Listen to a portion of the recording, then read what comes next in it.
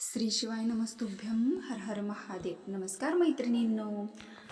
उद्या 18 मार्च वार बुधवार आणि या दिवशी आलेली आहे हिंदू वर्षातील शेवटची अमावस्या. फाल्गुन महिन्याच्या कृष्ण पक्षातील अमावस्येला दर्श अमावस्या किंवा फाल्गुन अमावस्या असे म्हटले जाते. गुढीपाडव्यापासून हिंदू नववर्षाची सुरुवात होते आणि म्हणून ही वर्षातील शेवटची अमावस्या म्हणून ओळखली जाते. ही अमावस्या 18 मार्चला सकाळी 8:25 सुरू होणार आहे आणि या अमावस्येची समाप्ती 19 मार्चला सकाळी 6:52 होणार आहे आणि म्हणून ही दर्श अमावस्या 18 मार्च रोजी संपूर्ण दिवस व्यापून असल्याने 18 मार्चला ती अमावस्या तिथी साजरी केली जाणार आहे आणि 19 मार्चला 6:52 अमावस्या समाप्त झाल्यानंतर आपल्याला गुढीपाडवा हा सण साजरा करायचा आहे. फाल्गुन महिन्यात येणारी दर्श अमावस्या ही पितरांना प्रसन्न करण्यासाठी या वर्षातील शेवटची आणि मोठी संधी असते.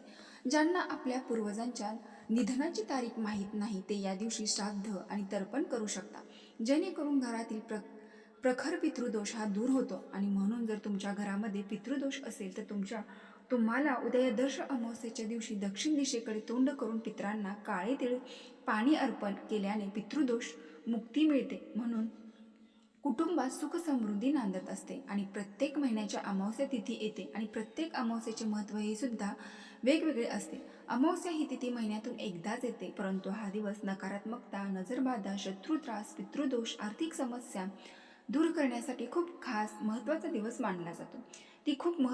या दिवशी आपण आपल्या आयुष्यातील वाईट गोष्टी नष्ट करण्यासाठी जे काही उपाय करतो, ज्या काही सेवा करतो तर त्या खूप जास्त प्रभावी ठरत असतात आणि म्हणून आपल्या ज्योतिषशास्त्रामध्ये अमावस्येच्या दिवशी करण्यासाठी काही खास प्रभावी उपाय सांगितले जातात. आज व्हिडिओमध्ये मी तुम्हाला एक अतिशय प्रभावी असा उपाय सांगणार आहे. तो महाशिवपुराण कथेमध्ये सांगितलेला आहे. उद्या बुधवारी फाल्गुन दर्श अमावस्येला तुम्ही काहीच नाही केलं तरीही चालेल. फक्त पिंपळाच्या झाडाला अर्पण करा ही एक वस्तू, तेही हे फक्त मंत्र म्हणत.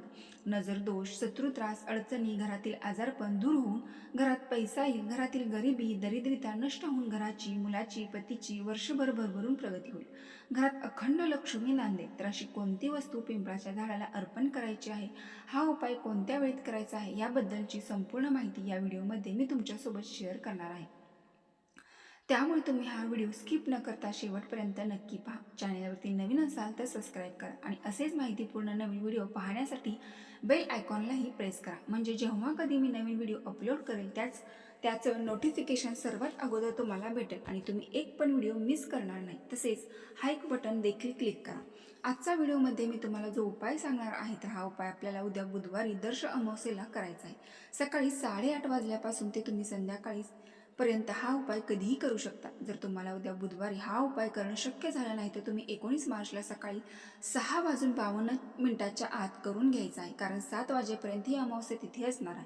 जो अमावस्येचा काळ आहे तर त्या अमावस्येच्या काळामध्ये आपल्याला हा उपाय करायचा आहे.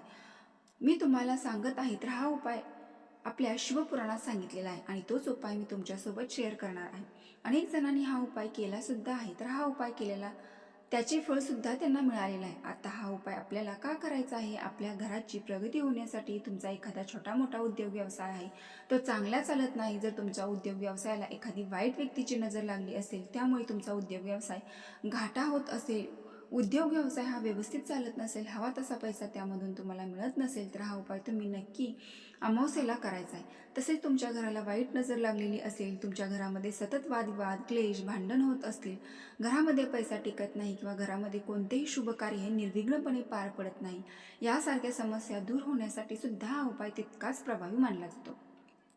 त्याचबरोबर हा उपाय केल्याने आपल्या शत्रूचा त्रास जो आहे तर तो सुद्धा पूर्णपणे नष्ट होतो. शत्रूच्या मनामध्ये आपल्याबद्दलची काही वाईट आहे तर ती सुद्धा पूर्णपणे निघून जात असते आणि शत्रू जो आहे तो आपल्यासमोर नतमस्तक होत असतो. त्यामुळे माहीत असेल तर असा कोणताही शत्रू आहे तर तो या उपायाने संपूर्णपणे नष्ट होतो. तसेच हा उपाय इतका प्रभावी आहे की हा उपाय केल्याने घरातील आजारपण जे आहे ते सुद्धा दूर होते. बऱ्याच वेळा असे होते की आपल्या घरामध्ये एक व्यक्ती आजारी पडला की पुन्हा दुसरा व्यक्ती आजारी पडतो. आलेला पैसा हा आजारपणामध्येच निघून जात असतो. आपल्या घरामध्ये अनेक प्रकारच्या समस्या, अडचणी येत असतात, तर यासारख्या अडचणी दूर होण्यासाठी सुद्धा हा उपाय तितकाच जास्त प्रभावी मानला जातो. हा उपाय करण्यासाठी तुम्हाला उद्या अमावस्येला सकाळी लवकर उठायचं आहे, स्वच्छ स्नान करायचं आहे. स्नान करताना तुम्हाला डोक्यावरून स्नान करायचं आहे. अंघोळीच्या पाण्यामध्ये थोडंसं गंगाजल किंवा गोमूत्र टाकून, जेणेकरून आपलं शरीर, मन, आत्मा हा शुद्ध आणि पवित्र होतो. आपल्यामध्ये जी काही नकारात्मक ऊर्जा आहे तर ती सुद्धा निघून जाते आणि म्हणून तर अमावस्येला स्नानाला विशेष महत्त्व दिलं जातं. स्वच्छ स्नान करून झालं की आपल्या देवघरातील देवांची विधिवत पूजा करून घ्यायची आहे आणि यानंतर तुम्ही हा उपाय कधीही करू शकता. अगदी संध्याकाळी हा उपाय केला तरीही चालेल. आता उपाय करण्यासाठी तुम्हाला 2 मातीचे दिवे घ्यायचे आहेत, म्हणजेच मातीच्या पंत्या घ्यायच्या आहेत. शक्य असेल तर तुम्ही या दिव्या कणकीने दिवे बनवून घेतले तरी अतिउत्तम. त्यानंतर दिव्यामध्ये आपल्याला दुहेरी कापसाच्या 2 वाती घालायच्या आहेत. त्यामध्ये शुद्ध गाईचं तूप घाला. ते तूप असेल तर साधं आपलं तेल घातलं तरी सुद्धा चालेल. बघा, या ठिकाणी तुम्हाला तूप घालण्याचा जास्तीत जास्त प्रयत्न करायचा आहे. तूप नसेल तर तुम्ही मग तेल घातलं तरी सुद्धा चालेल. यानंतर तुम्हाला 2 तांदळाचे दाणे घ्यायचे आहेत. एक तांदूळ हा तुम्हाला कुंकवाने लाल करायचा आहे आणि दुसरा हळदीने पिवळा करून घ्यायचा आहे. यानंतर 1 लोटा जल घ्यायचा आहे. त्यामध्ये तुम्हाला काळे तीळ टाकायचे आहेत. त्यानंतर हळदी कुंकू थोडेसे टाकायचं आहे. तुमच्याकडे जर पिवळी मोहरी असेल तर ती पिवळी मोहरी सुद्धा तुम्ही टाकू शकता. आणि 1 लवंग, 2 दिवे, 2 तांदूळ हे घेऊन तुम्हाला तुमच्या घराजवळ असणाऱ्या पिंपळाच्या वृक्षाजवळ जायचं आहे. पिंपळ वृक्ष हा किती छोटा असेल, मोठा असेल, तिथे तुम्ही हा उपाय करू शकता. सर्वप्रथम पिंपळ वृक्षापाशी तुम्ही गेल्यानंतर तुम्हाला तिथे हे जे 2 दिवे आहेत ते प्रज्वलित करून घ्यायचे आहेत. यानंतर तुम्हाला काय करायचं आहे, पिंपळ वृक्षाला जल अर्पण करायचे आहे. त्यानंतर पिंपळ वृक्षाला तुम्हाला अक्षदा फुले अर्पण करायची आहेत. त्यानंतर काय करायचं आहे, तुम्हाला ते 2 दिव्यासमोर एक एक करून 2 तांदळाचे दाणे लाल पिवळा त्या दिव्यासमोर तुम्हाला ठेवून द्यायचे आहेत. आणि यानंतर तुम्हाला 3 वेळा स्वधा स्वधा स्वधा या मंत्राचा जप करायचा आहे आणि दोन्ही हात जोडून तुम्हाला तुमच्या कुलदेवतेचं नामस्मरण करायचं आहे. त्यानंतर तुमच्या पितरांचं स्मरण करायचं आहे किंवा ओम पितृभ्यां नमः या मंत्राचा जप केला तरीही चालेल. त्यानंतर आपल्या गुरुचे स्मरण करायचं आहे. सांगायचं आहे, हे कुलदेवती, हे कुलदेवता किंवा हे पितृदेवता, आमच्या आयुष्यात ज्या काही समस्या आहेत, ज्या काही अडचणी आहेत त्या संपूर्णपणे नष्ट होऊ देत, अशी मनोभावे प्रार्थना तुम्हाला करायची आहे. यानंतर या पिंपळाच्या वृक्षाखाली 11 प्रदक्षिणा घालायच्या आहेत. प्रदक्षिणा करत असताना तुम्ही ओम नमो भगवते वासुदेवाय नमः या मंत्राचा जप केला तरीही चालेल. आणि पुन्हा एकदा वृक्षाच्या तुम्हाला पाया पडायचा आहे. बघा, पिंपळ वृक्षामध्ये अनेक देवी देवतांचा वास असतो. अमावस्येच्या दिवशी या पिंपळ वृक्षामध्ये साक्षात आपल्या पितरांचा वास असतो. या वृक्षाच्या पानामध्ये देवी लक्ष्मी वास करते, खोडामध्ये भगवान श्री हरी विष्णू वास करत असतात. म्हणून अमावस्येच्या दिवशी या पिंपळ वृक्षाची पूजा करायला अनन्यसाधारण महत्त्व आहे. म्हणून पिंपळ वृक्षाच्या साठी तुम्हाला घरच्या कुटुंबासाठी अमावस्येच्या दिवशी हा उपाय केला जाईल. त्या घराचं सोनं झाल्याशिवाय राहणार नाही. त्या घरामध्ये ज्या काही अडीअडचणी सुरू आहेत त्या 100% दूर होतील, इतका प्रभावी हा उपाय आहे. शिवपुराणामध्ये हा सांगितलेला अत्यंत प्रभावशाली आणि शक्तिशाली उपाय. बऱ्याच जणांनी हा उपाय केला सुद्धा आहे, त्यांना त्यांचे फळ देखील प्राप्त झाले.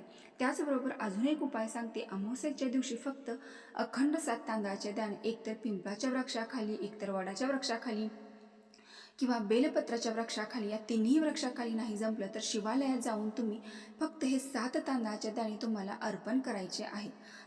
तुम्हाला अखंड आशीर्वाद घ्यायचा आहे. तर तुम्हाला यामुळे तुमच्या पितृदेवताचा अखंड आशीर्वाद प्राप्त होईल आणि भगवान शिवशंकरांचा सुद्धा आशीर्वाद प्राप्त होईल. तर ही अत्यंत महत्त्वपूर्ण माहिती मला तुमच्यापर्यंत पोचवायची होती. तर व्हिडिओ पूर्ण माहिती आवडली असेल तर आपल्या चॅनलला नक्की लाईक करून कमेंट बॉक्समध्ये हर हर महादेव, श्री स्वामी समर्थ टाईप करा. धन्यवाद.